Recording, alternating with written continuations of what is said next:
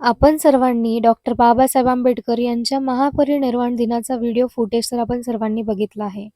But त्या फुटेजच्या मागे एका व्यक्तीने केलेला त्याग आहे.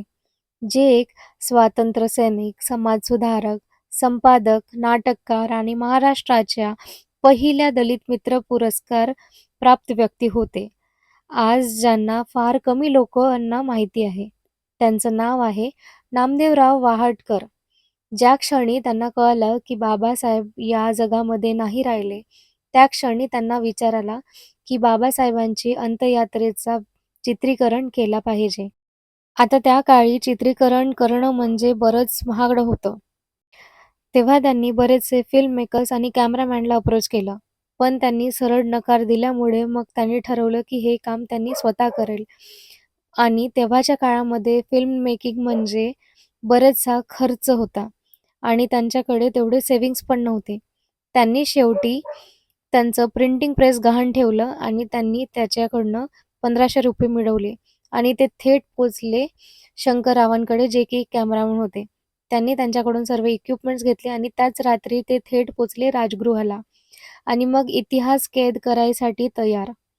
त्यांनी तिथं मुंबईच्या रस्त्यावर उसळलेला मानवी सागर, राजगृहातील अंतिम दर्शन, दादर चौपाटीकडे निघालेली अंत्ययात्रा, लष्करी सलामी, चंदनाच्या चितेला अग्नी देतानाचा क्षण आणि अखेरची अमर ठरलेली अंतिम ज्योत. एकूण 2800 फूट फिल्म त्यांनी चित्रित केली. बाबासाहेबांचं शेवटच्या प्रवासाची अमर स्मृती.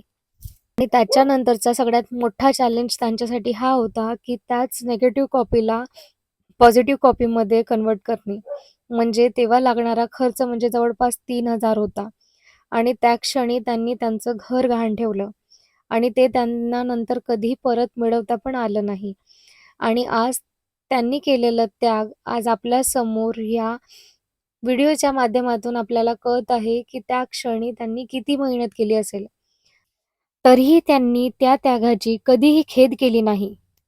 ही इतिहासातील सर्वात मोठी घटना भावी पिढ्यांसाठी जतन केलीच पाहिजे, हे त्यांचं हेतू होतं.